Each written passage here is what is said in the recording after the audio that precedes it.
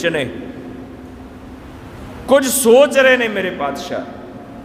भाई गुरदास जी कहते हैं हाँ बाबा जी, गुरु अर्जन देव महाराज किसी बड़ी वड्डी सोच दे विच ने।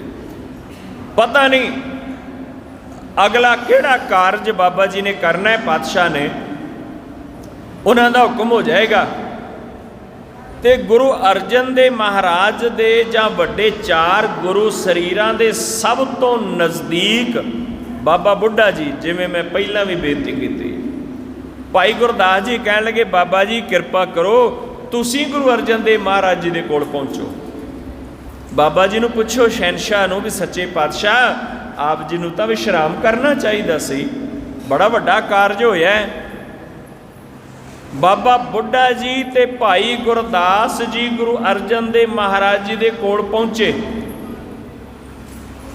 चूड़ामणि कवि संतोख सिंह जी ने गुरप्रताप सूरज ग्रंथ दे विच ये गल लिखी है, जदों गए ना बेनती की सच्चे पातशाह आप जी लगदा किसी बड़े वड्डे विचार दे विचों बड़ा वड्डा कारज होया है। आप जी नूं तां असीं सोचे, असीं साडी सोच सी भी आप विश्राम करोगे, बड़ा वड्डा कारज होया है, पर तुसीं तां अजे जाग रहे हो किसी नवीं सोच दे विच। गुरु अर्जन देव महाराज कहन लगे बाबा जी जिड्डा वड्डा कारज हुण हो गया है ना, इस तो भी वड्डा कारज अजे रहिंदा है, इस तो भी वड्डा कारज अजे रहिंदा है। बाबा बुढ़ा जी कहन लगे सच्चे पातशाह इस तो भी वड्डा कारज कोई रहिंदा है अजे? गुरु अर्जन देव महाराज कहन लगे हाँ बाबा जी इस तो भी वड्डा कारज अजे रहिंदा है। ते बाबा जी कहन लगे सच्चे पातशाह फिर की निर्णय किया? बाबा जी कहते तुहानूं अमृत वेले दसांगे, अजे सोच विचार कर रहे हैं, तुसी जाके आराम करो। हुण दोपहर रात बीत गई, आराम किन्ने करना सी ते किन्ने सौना सी? जिहदा मालक जागदा होवे उहदा सेवक भला किवें सौ सकदा है? भाई गुरदास जी बाबा बुढ़ा जी इशनान किया, उधरों अमृत वेले का पख लग गया। 12 बजे तो बाद नितनेम बाणियां पढ़न लग पे। गुरु अर्जन देव महाराज इस तरह किसी सोच विच टहल रहे ने। अमृत वेला होया, दीवान सजे ने, संगतां नित नेम की तरह सजियां हुई ने सतसंगत दे विच, ते बाणी गुरमुख प्यारे पढ़ रहे ने, संगतां नूं सुना रहे ने। बहुत सारिया संगतां आप बाणी पढ़ रही ने इस उडीक दे विच भी गुरु अर्जन देव महाराज अपने संघासन ते सुशोभित होणगे ते संगतां नूं दर्शन देणगे। गुरु अर्जन देव महाराज सच्चे पातशाह आए ने अपने संघासन ते, संगतां नूं खुले दर्शन दिदारे बख्शिश कीते ने मेरे शहनशाह ने। ते दीवान सजे है, दीवान की जो समाप्ति हुई ना, उदों बाबा बुढ़ा जी ने गल विच पल्ला पाया, कह लगे सच्चे पातशाह रात दोपहर जो बीती सी उदों मैं बेनती की सी तुहाडे चरनां च। आप जी टहल रहे सी, आप जी ने कहा सी बाबा जी जिड्डा वड्डा कारज हो गया, इस तो वड्डा कारज अजे रहिंदा है। पातशाह किरपा करो किसी नतीजे ते आप जी पहुँचे हो तो वह कारज किहड़ा है? हुण भाई गुरदास जी भी बैठे ने ते बाबा बुढ़ा जी भी बैठे ने। गुरु अर्जन देव महाराज सच्चे पातशाह कहन लगे भाई गुरदास जी सारी रात सोचदियां निकल गई। तुसी कहने हो ना भाई एडा वड्डा ये कारज हो गया, इस तो वड्डा कारज किहड़ा सी? इस तो वड्डा कारज ये सी, ये जिहड़ी बाणी है ना ये निरंकार दी बाणी है, ये धुर की बाणी है, ये अकाल पुरख दी अकाली बाणी है। ते इस अकाली बाणी की संभाल कौन करेगा? भाव इहदा ग्रंथी कौन होवेगा? सारी रात गुरु अर्जन देव महाराज जी ने सोचदियां ही ਕੱਢ ਦਿੱਤੇ। मैं इत्थे बेनती करा टोक मातर, गुरु ग्रंथ साहिब महाराज उही ने, सगों नवें पातशाह की बाणी होर दर्ज हो गई। ते अज ग्रंथी आपां किहड़ा रखदे आ? बोली ते ग्रंथी रखदे आ पिंडां च, जिहड़ा सस्ता होवे, भावें वो जपजी साहिब दीयां पहलियां 5 पौड़ियां भी शुद्ध ना पढ़ सकदा होवे, बोली ते जड़ा सस्ता होवे। ते प्यारिओ, जिस गुरुद्वारे दे ग्रंथी नूं गुरबाणी दी सोझी नहीं, वो बच्चियां नूं की संदेश बाणी दा देगा, की उपदेश बाणी दा संगतां नूं सुणाएगा। गुरु घर दे विच बिल्डिंग छोटी बना लिओ, हुंदा पता की आ? 3-3 मंजिली 4-4 मंजिलियां बिल्डिंगां हुंदियां ने नगर दे विच गुरुद्वारा साहिबान दियां। ते ग्रंथी मेरे वर्गा, जिन्हों आउंदा ही कख नहीं। जे संगत पुछ ले, बाबा जी गुरु ग्रंथ साहिब महाराज विच किन्ने गुरुआं दी बाणी है, हुण मेरे वर्गे नूं कोई पुछे की दसेगा? किन्ने भगतां दी बाणी है नहीं पता, किन्ने भट्टां दी बाणी है नहीं पता, किन्ने गुरसिखां दी बाणी है नहीं पता। इन्ना ही नहीं पता प्यारे, ते गुरबाणी दा सिद्धांत कित्थों वो दृढ़ करवाएगा?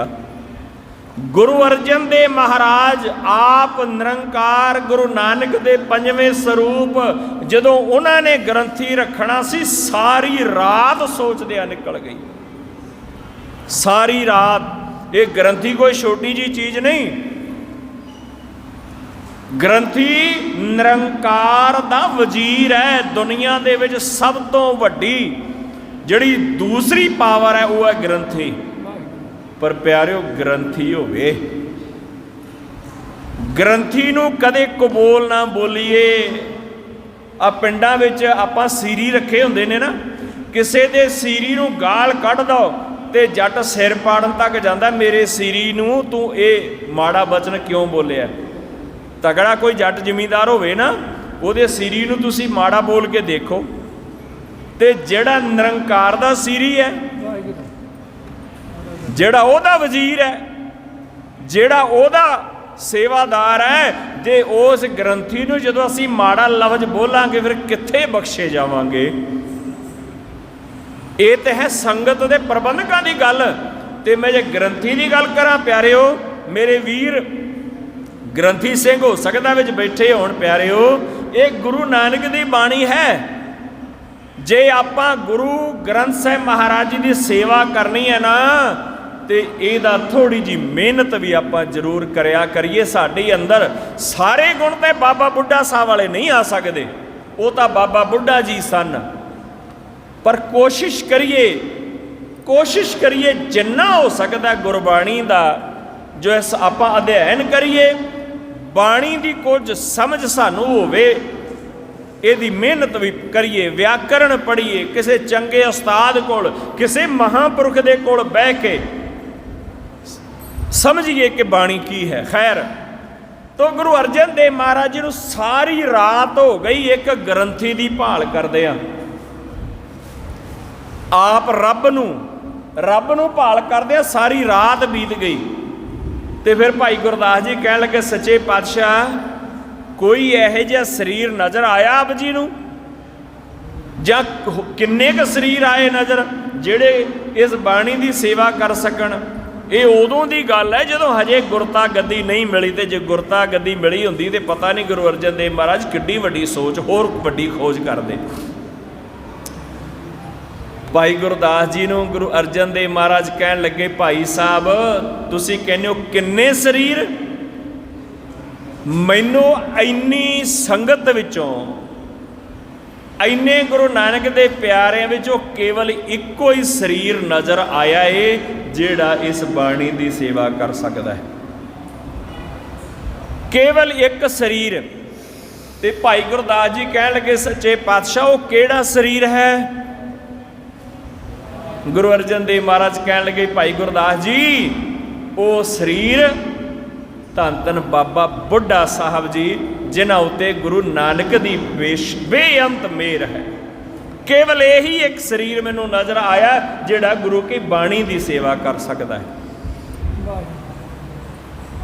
1604 ਈਸਵੀ 1 ਸਤੰਬਰ ਦਾ ਦਿਨ, ਜਿੱਦਣ ਸ੍ਰੀ ਹਰਿਮੰਦਰ ਸਾਹਿਬ ਦੇ ਵਿੱਚ ਫਿਰ ਪੋਥੀ ਸਾਹਿਬ ਦਾ ਪ੍ਰਕਾਸ਼ ਕੀਤਾ। ਆਪਾਂ ਤਾਂ ਗੁਰੂ ਗ੍ਰੰਥ ਸਾਹਿਬ ਕਹਾਂਗੇ ਕਿਉਂਕਿ ਹੁਣ ਆਪਾਂ ਉਹਨਾਂ ਦੇ ਚਰਨਾਂ ਦੇ ਨਾਲ ਗੁਰੂ ਗੋਬਿੰਦ ਸਿੰਘ ਮਹਾਰਾਜ ਜੀ ਨੇ ਜੋੜਿਆ, ਪਰ ਉਦੋਂ ਪੋਥੀ ਸਾਹਿਬ ਕਰਕੇ ਜਾਣੇ ਜਾਂਦੇ ਸਨ।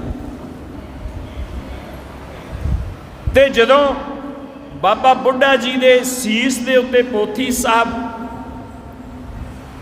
ਬਿਰਾਜਮਾਨ ਹੋਏ, ਥੜਾ ਸਾਹਿਬ ਤੋਂ ਸ੍ਰੀ ਹਰਿਮੰਦਰ ਸਾਹਿਬ ਗਏ, ਪ੍ਰਕਾਸ਼ ਹੋਇਆ ਤੇ ਹੁਕਮਨਾਮਾ ਆਪ ਜੀ ਨੇ ਆ ਸਰਵਣ ਕੀਤਾ, ਸੰਤਾਂ ਕੇ ਕਾਰਜ ਆਪ ਖਲੋਆ ਹਰ ਕੰਮ ਕਰਾਵਣ ਆਇਆ ਰਾ।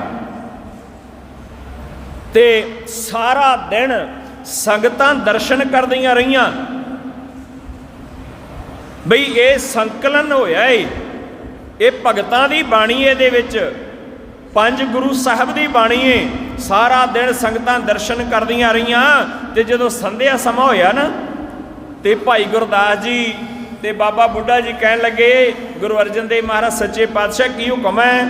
ਕਹਿੰਦੇ ਇਹਨਾਂ ਨੂੰ ਬੜੇ ਪਿਆਰ ਦੇ ਨਾਲ ਇਸ ਤਰ੍ਹਾਂ ਕਰਕੇ ਸੁਖ ਆਸਨ ਕਰਨਾ ਹੈ, ਬੜੇ ਪਿਆਰ ਦੇ ਨਾਲ, ਵੀ ਜਿਵੇਂ ਆਪਾਂ ਗੁਰੂ ਨਾਨਕ ਦੇਵ ਮਹਾਰਾਜ ਜੀ ਨੂੰ ਬਸਤਰ ਉਡਣ ਕਰਵਾਉਂਦੇ ਆ ਨਾ, ਇੰਨੀ ਸ਼ਰਧਾ ਹੋਵੇ।